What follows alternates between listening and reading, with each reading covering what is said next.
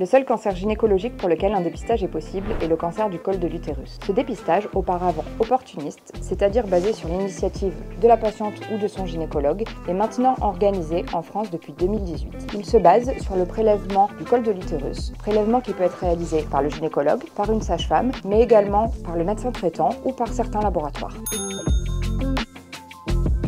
Le dépistage ne doit pas commencer avant 25 ans. Avant, c'est inutile car les jeunes filles n'ont pas été exposées suffisamment longtemps au papillomavirus pour développer des lésions. En effet, le cancer du col de l'utérus est dû à une infection par un virus, l'HPV ou encore papillomavirus humain. Attention, ça ne veut pas dire qu'une jeune femme de moins de 25 ans ne doit pas consulter régulièrement un gynécologue. Simplement, à l'occasion de ces consultations, il n'y aura pas de prélèvement réalisé au niveau de son col de l'utérus. Puis, à partir de 25 ans, le dépistage doit être régulier jusqu'à 65 ans. De 25 à 30 ans, le dépistage se basera sur la cytologie, c'est-à-dire un prélèvement du col de l'utérus avec analyse des cellules ainsi recueillies. S'il est normal, un contrôle sera réalisé 1 an après, puis tous les 3 ans. À partir de 30 ans, le dépistage sera réalisé sur l'analyse de la présence du papillomavirus. Le prélèvement est le même, il s'agit d'un prélèvement du col utérin, mais on analyse non pas les cellules, mais la présence du papillomavirus.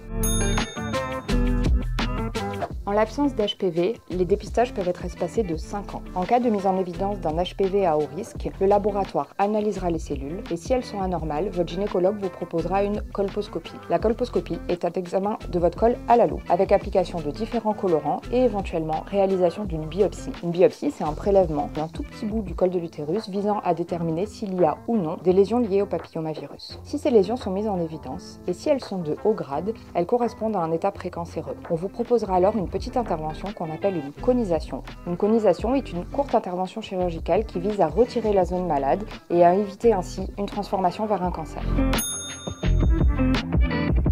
Pour les autres types de cancers gynécologiques, il n'y a pas de dépistage possible, d'une part car il n'y a pas de test de dépistage réellement fiable, et d'autre part car ces cancers ne commencent pas par un état précancéreux qui, s'il est diagnostiqué, peut éviter la transformation en cancer. Une consultation annuelle chez votre gynécologue permettra simplement de faire le point sur les différents organes pelviens. Attention, ceci est bien sûr très différent si vous venez d'une famille à risque dans laquelle une mutation génétique à l'origine de cancer gynécologique a été identifiée. Dans ce cas, on pourra être amené à vous proposer une stratégie de dépistage personnalisée.